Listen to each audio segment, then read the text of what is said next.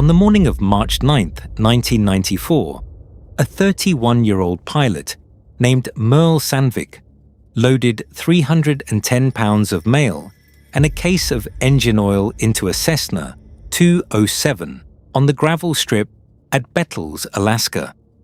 It was his second season flying freight for Koikuk Flying Service. The run was Bettles to Anaktuvuk Pass, 65 miles north as the crow flies, longer the way an airplane actually has to go it. Ceiling was reported at 4,000 feet. Wind out of the northeast at 12. Temperature was 11 below. He had one passenger, a school district maintenance man riding up to look at a boiler. Sandvik logged out at 1:14 in the afternoon. He unloaded at Anaktuvuk Pass, took on a return passenger and 2 empty mail sacks, and lifted off again at 3:31. On the way back, he decided to run the Killick drainage instead of following the John River south the way he had come. It was a route he had flown maybe a dozen times. It cut roughly 40 minutes off the leg, and in March, in that country, 40 minutes of daylight is not a small thing. He landed at Bettles at 4:52 in the afternoon. Within 2 hours, he was standing in the flight service office in the dark, on the phone to a friend in Fairbanks, asking a question he did not want to put in writing. 11 days later, an envelope came back to him in the mail from Moffett Field, California. Inside, it was a strip of paper about 2 inches deep, stamped with a date. He kept it. Over the next 11 years, he received 8 more, the 9 strips of paper live in a manila envelope. Each one is the bottom portion of a form. Each one is stamped in ink by an office at NASA's Ames Research Center in California. The dates run from March of 1994 to October of 2005. Behind them in the same envelope are 9 carbon copies, made by Sandvik himself before he mailed each form, because he did not entirely trust the process. He was right not to. The forms are Aviation Safety Reporting System reports. The system began operating on the 15th of April, 1976. The Federal Aviation Administration built it, but the FAA does not run it, and that is the entire point. The agency asked NASA to take it over, specifically because NASA has no regulatory authority and no power to punish anybody. The program is described in FAA Advisory Circular 00-46. Under 14 CFR 91.25, nothing you file with NASA can be used against your certificate. That is the offer. You tell us what happened, and we will not use it to end your career. In exchange, NASA does something that almost nobody outside aviation knows about. Every paper form carries a tear-off identification strip at the top. That strip has your name on it, your address, your phone number. NASA removes it, stamps it with the date, and mails it back to you. Except in cases involving an accident or a crime, no copy of that strip is ever made, and none is ever kept. Then the analysts strip every identifying detail out of the narrative you wrote. Every name, every tail number, every company, every location specific enough to point back at you. And then they destroy the original, the paper, and the electronic file both. What survives is an anonymous narrative in a public federal database. Anybody in the world can read it. It sits there right now among more than 2 million others. The strip they mail back to you is the only proof that you are the one who wrote it. Merle Sandvik kept his in a kitchen drawer in Fairbanks for 19 years. To understand what he was flying over, you have to understand that there is almost nothing in North America like the country north of the Arctic Circle in interior Alaska. Gates of the Arctic National Park and Preserve covers roughly 8.5 million acres. That is larger than the state of Maryland. It has no roads, it has no trails, not unmaintained trails, not primitive trails, none. The Park Service says so plainly on its own website. If you want to be inside it, you fly in, or you walk in from the Dalton Highway and ford rivers to get there. It got its name in 1929, when a forester and conservationist named Robert Marshall came up the North Fork of the Koyukuk River and found an unobstructed way through the mountains toward the Arctic coast. Two peaks stand on either side of that opening. Marshall called them Frigid Crags and Boreal Mountain, and he called the gap between them the Gates of the Arctic. The area was protected as a national monument on the 1st of December, 1978, and became a park and preserve in 1980 under the Alaska National Interest Lands Conservation Act. Running through all of it, east to west 700 miles across the top of Alaska, is the Brooks Range. There are no towns in the Brooks Range in the way that most Americans understand the word town. Bettles sits on the south side, on the Koyukuk. It has a runway and a lodge and a few dozen people, and it is not connected to the road system.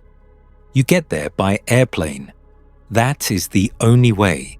Coldfoot is on the Dalton Highway, the haul road that runs up to Prudhoe Bay, about 7 hours north of Fairbanks by truck. And then there is Anaktuvuk Pass at 2,200 feet, sitting in a saddle between the Anaktuvuk River on the north side and the John River on the south. It is the only permanent community inside the boundaries of Gates of the Arctic. The work Merle Sandvik did in that country has a formal name. It is called Part 135 Operation, after the section of federal regulation that governs commuter and on-demand air carriers. In practice, it means you are a truck driver. You carry mail. You carry groceries at $4 a pound. You carry fuel drums and lumber and a washing machine and a substitute, teacher and a wolf hide and a body bag. On the scheduled runs, passengers get about 40 pounds of cargo apiece, and if you have more than that, you leave it at the hangar and it goes on the next plane, or the one after that. You do not fly in weather. Weather flies you. A trip that is scheduled for Tuesday goes on Friday, and everybody in the village already knew it was going to go on Friday, and nobody is angry about it. Nobody up there romanticizes an airplane. An airplane is how the milk arrives. The people of Anaktuvuk Pass are Nunamiut, inland Inupiaq, and they have been in that country a very long time. Their year is built around caribou. The animals come north through the pass in March and April, moving toward the calving grounds on the coastal plain, and they come back south in September and October. That is why the pass has the name it has. Anaktuvuk means roughly the place of caribou droppings. Winter, there is not a figure of speech. Around the 15th of November, the sun goes down, and it stays down for about 72 days. The community settled permanently at the pass in the years following 1949, after what is remembered locally as the Long Walk. Today, there is a school, a store, a runway, and the Simon Panique Memorial Museum, which holds the record of all of it, along with a research library of several thousand volumes on the Brooks Range. Some of the best ethnographic work on the Nunamiut was done in 1961 and 1962 by a Yale undergraduate named Nicholas Gubser, who spent 14 months living at the pass and published the results in 1965 as the Nunamiut Eskimos, hunters of caribou. His principal source was Simon Panique himself. I mention this because it matters later, and because it is worth being clear from the start that these are people with a written record and a museum and a school board, and not scenery. Merle Sandvik was born in Grand Forks, North Dakota, in 1962. He got his private license at 19, paying for it $40 at a time. worked 2 years on a grain elevator to get his commercial, and came north in 1992 for the same reason.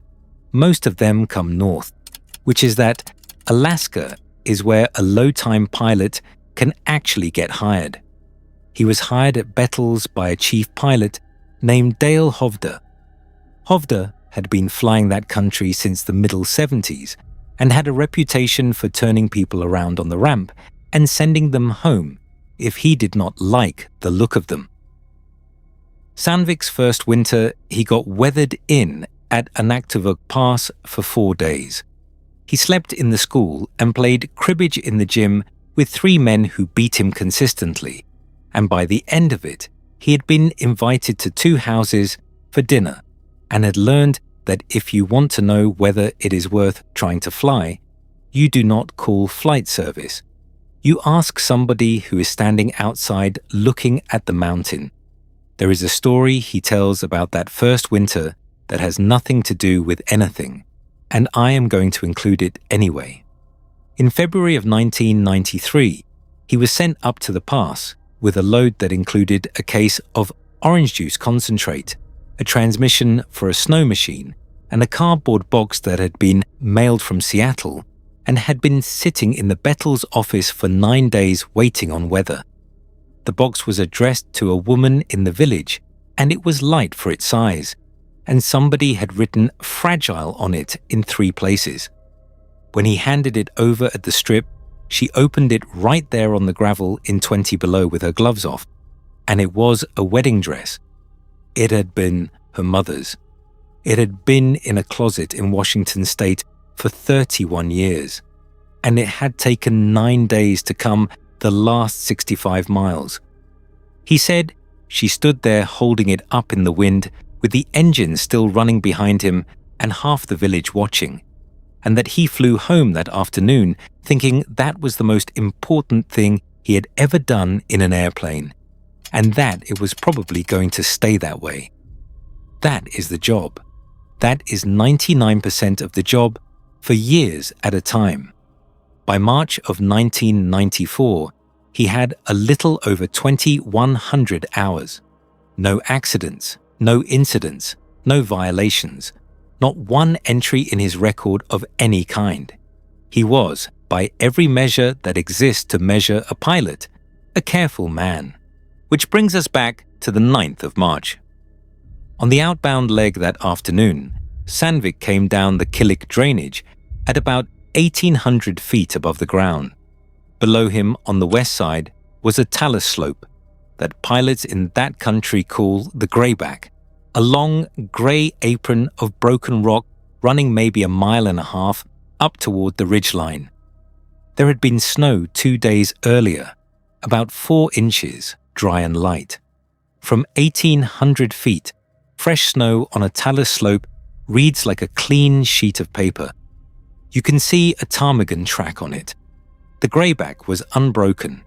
He noted it, the way you note anything, without really thinking about it. Unbroken snow means no sheep on the slope, which means nothing to look at, which means you look somewhere else. 47 minutes later, he came back through on the same line, at roughly the same altitude, on his way home. There was a track across it. It came out of the willows at the bottom of the drainage and went up. Not diagonally, the way an animal moves across a slope to conserve effort, straight up, across the whole apron of rock, and over the top. He put the airplane into a shallow turn and came back around for a second look, which he later said was the only genuinely stupid thing he did that day, because he had a passenger aboard and he was burning daylight he did not have. On the second pass, he did what pilots do without being told to. He estimated. He knew roughly how big the greyback was. He knew his altitude. He counted the marks against a section of slope he could measure against a known feature at the bottom, and he came up with a number for the spacing between them. The number was wrong. Not slightly wrong. Wrong in a way that meant he had misjudged his height above the ground by a factor he had never misjudged it by in 2,000 hours. So that is what he decided. He decided he was lower than he thought. and he flew home. He did not mention it to his passenger. He did not mention it to Dale Hovder. That evening, he called a friend at flight service in Fairbanks and asked, in a roundabout way, who a person talks to about something that is not a safety of flight issue and is not anything anyone needs to do anything about, but that a person would like to have written down somewhere. His friend told him about the NASA form. He filled it out that night at the kitchen table in the bunkhouse. On the narrative side, he wrote the date, the time, the altitude, the location, and the number. He has never said that number out loud. 11 days later, the strip came back with a stamp on it, and for about a year, that was the end of it. Here is the part of the story where a reasonable person starts looking for the answer, and here is why every answer he found came apart in his hands. The first one is the obvious one. It was an animal. Sandvik thought so too. Over the following summer, he asked around carefully, without saying why.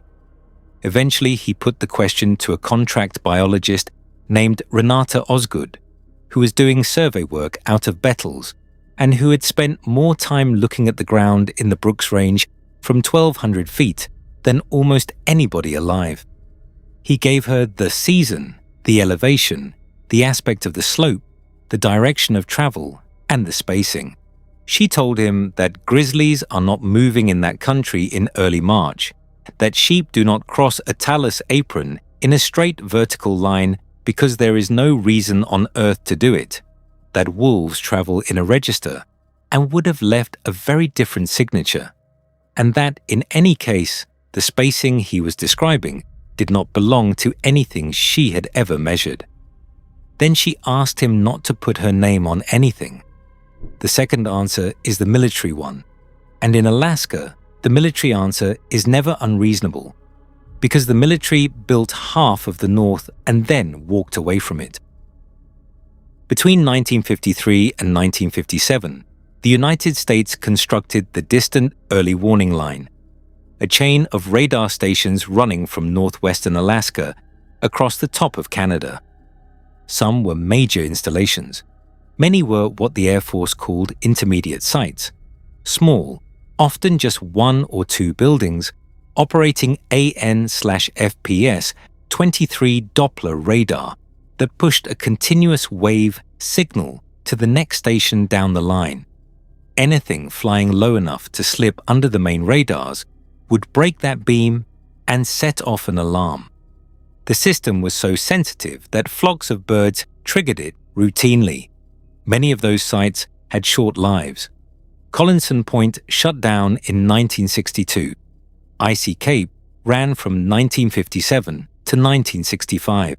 Nuvagapak Point, the most remote of them all, 35 miles from the Canadian border, opened in 1957 and closed in 1964. They left things behind. In 1996, the Air Force began a program called Clean Sweep to demolish and remediate remote installations across Alaska.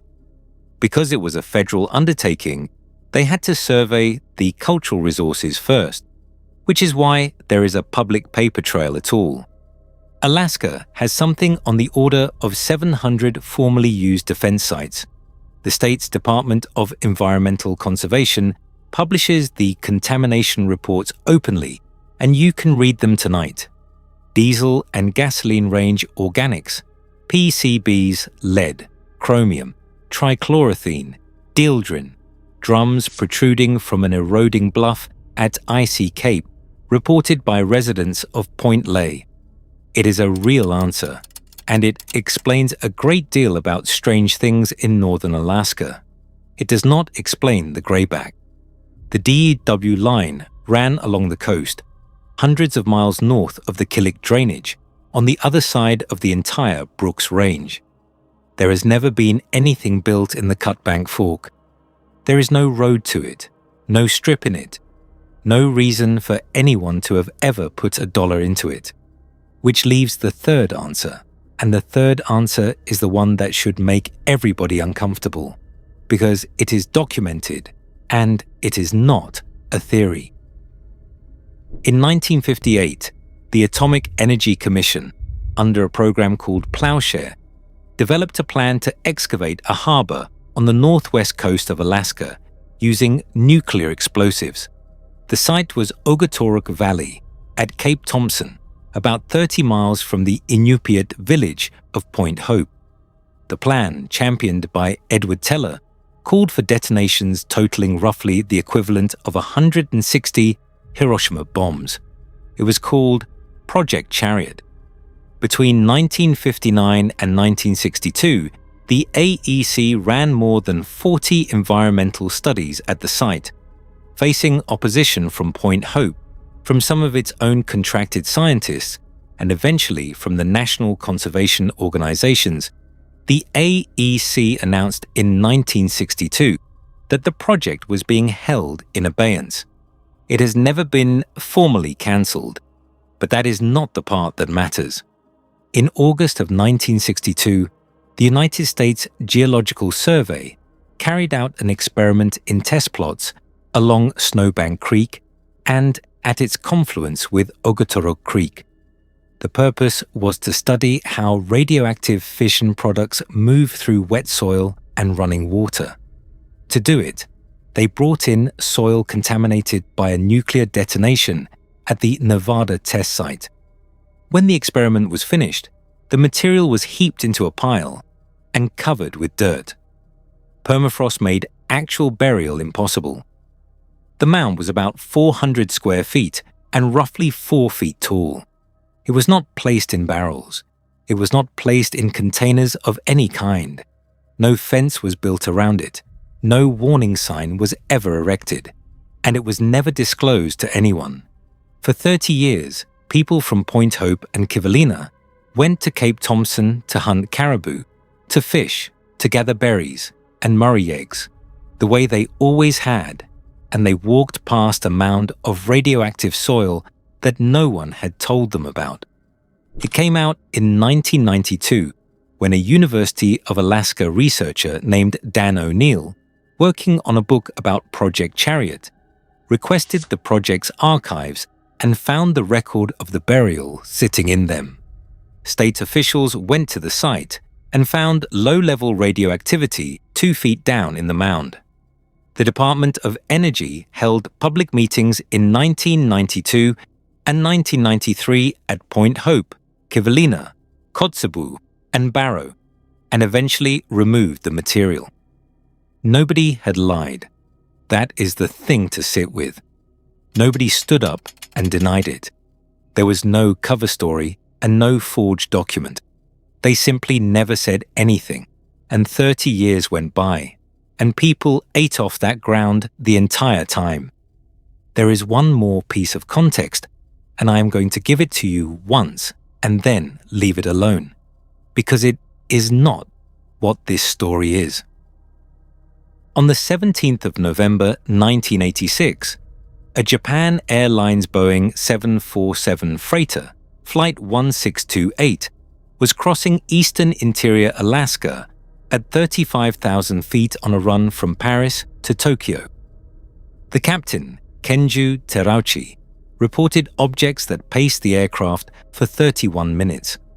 The FAA's Alaskan region investigated and issued findings in March of 1987, acknowledging an unidentified radar return in the vicinity of the flight, and classified the case as unexplained. John Callahan, at the time the FAA's Division Chief of Accidents and Investigations, has testified publicly, including before the Disclosure Project in 2001, that a briefing at FAA headquarters in January of 1987, attended by representatives of the CIA and FBI and members of President Reagan's scientific study team, ended with a CIA representative informing the room that the meeting had never taken place and confiscating the data. Callahan says he kept a copy. Researcher John Greenawald later located more than 1,500 pages on the case in the National Archives.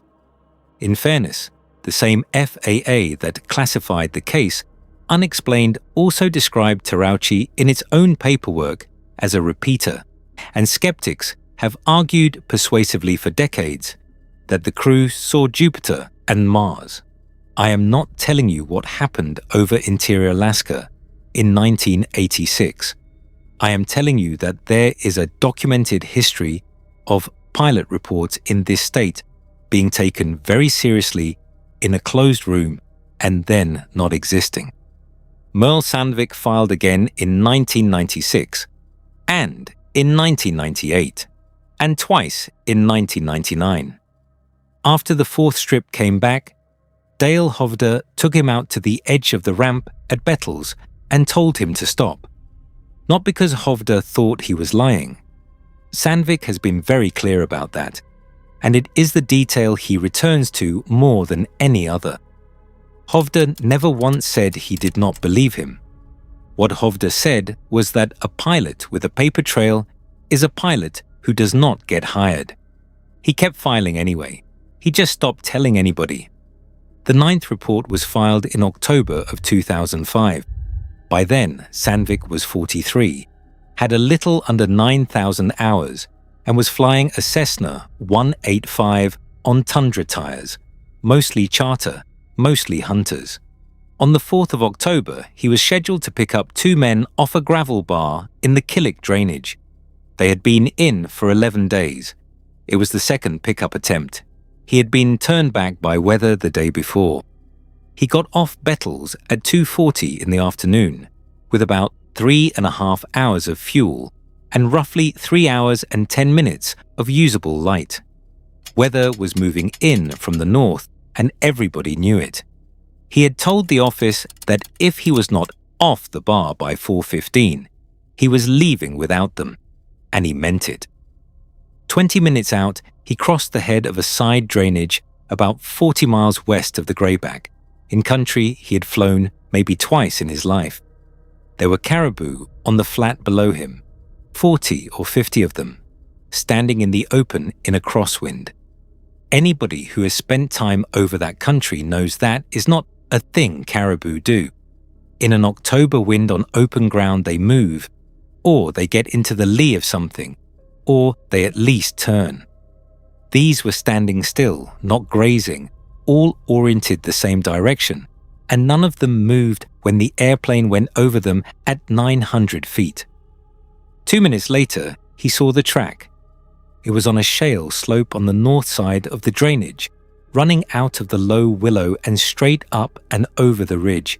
Same spacing, same direction. 11 months since the last one, 40 miles from any place he had ever reported. He did not circle. He wrote down the time and the position on his knee board, and he kept going because he had a hard deadline and 2 men on a gravel bar. He came onto the bar at 3:22. Wind was quartering, and the surface was worse than he liked, and he put it down long and got stopped with room to spare. The camp was there. Both tents were standing, staked and taut. There was a Coleman stove on a flat rock with a pot on it. There were 2 rifles in cases leaning against a pack frame. There was a caribou quarter hanging in a tree bag. There was nobody in the camp.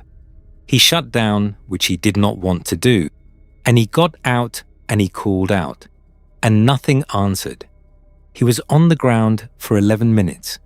He has described those 11 minutes the same way every time he has been asked, and the details never change and they are never dramatic. The engine ticking as it cooled, the wind coming down the drainage steady out of the north, moving the willow. The sound of the river, which was low that time of year, and the fact that in 11 minutes on a gravel bar in the Killick drainage in October, at the tail end of the migration, in country absolutely full of animals, he did not hear one bird. He walked the camp.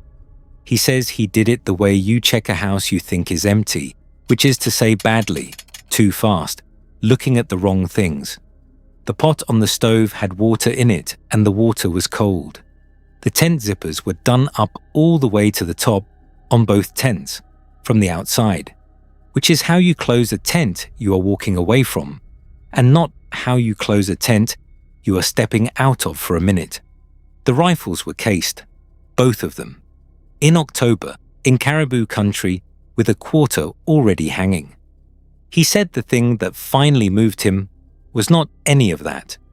It was that he caught himself calculating fuel while he was standing there, and realized he had been standing there long enough to need to.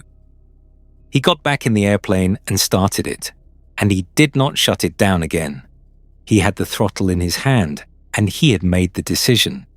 He was going to fly out, report the camp, and let the troopers and the Rescue Coordination Center have it, because that is the procedure, and because a single-engine airplane on a gravel bar in fading light is not a search asset. It is a second problem. He was about 4 seconds from pushing it up when they came out of the willow.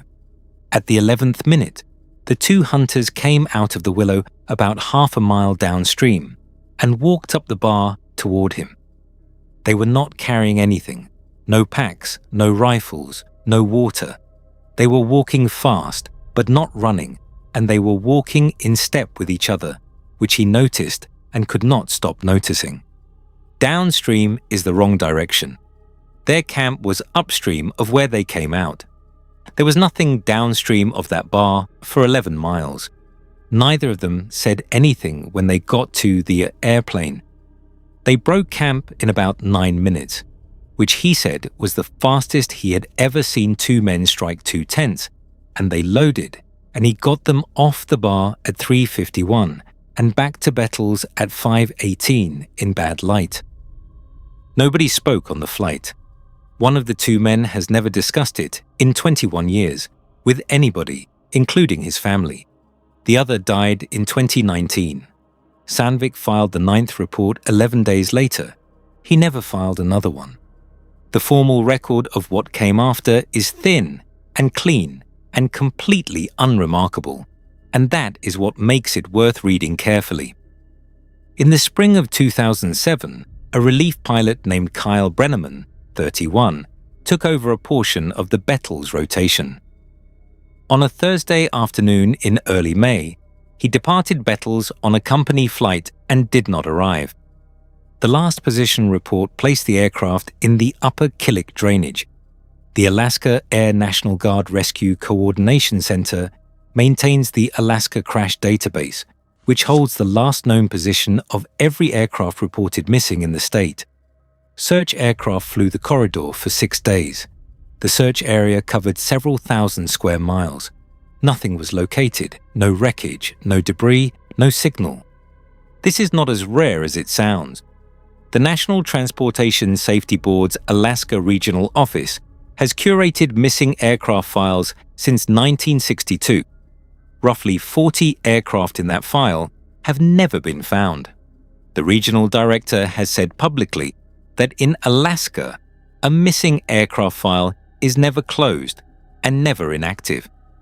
The best known of those cases is from the 16th of October, 1972, when a Cessna 310 tail number N1812H, operated by Pan Alaska Airways, disappeared en route from Anchorage to Juneau, carrying Congressman Nick Begich of Alaska, House Majority Leader Hale Boggs of Louisiana, an aide named Russell Brown, and the pilot, Don Johns. 90 aircraft searched for 39 days. Not one confirmed piece of that airplane has ever been recovered. The disappearance is the direct reason Congress mandated emergency locator transmitters in civilian aircraft. When debris does surface in Alaska, the NTSB cross references it against the open files.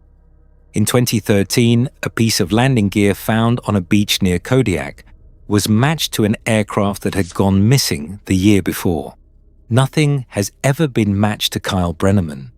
In the same years, something else was happening in that country, and it is documented in a different set of files entirely.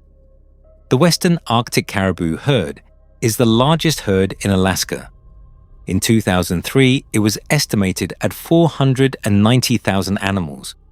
By 2017, the estimate was 259,000. In 2023, the Alaska Department of Fish and Game put it at 152,000, down 7% in a single year. There was no census in 2024. Weather prevented the aerial photographic survey from flying, and by the time the weather cleared, the caribou had scattered. The 2025 count came in at 121,000. That is a 20% loss in 2 years, and the lowest number in roughly half a century. The working group that advises state and federal regulators classified the herd as critical and declining, the lowest tier in its management plan. The estimated harvestable surplus of cows is 0. The state closed cow caribou season in Game Management Units 22, 23, and the southwest portion of 26A. The working group has recommended an automatic total hunting moratorium if the herd reaches 75,000 animals, and has voted to recommend permitting private citizens to shoot wolves from aircraft within the herd's range. Biologists have a list of contributing causes, and it is a real list, and it includes warming, icing events, habitat shift, predation, and harvest pressure. I am not going to connect those two things for you. I am putting them next to each other because they are both in the record, and that is all. In 2013, Merle Sandvik flew to Anaktuvuk Pass on a scheduled flight as a passenger and asked to speak with an elder in the village. He was 50 at the time and had been off the line for 2 years with a back that had finally quit.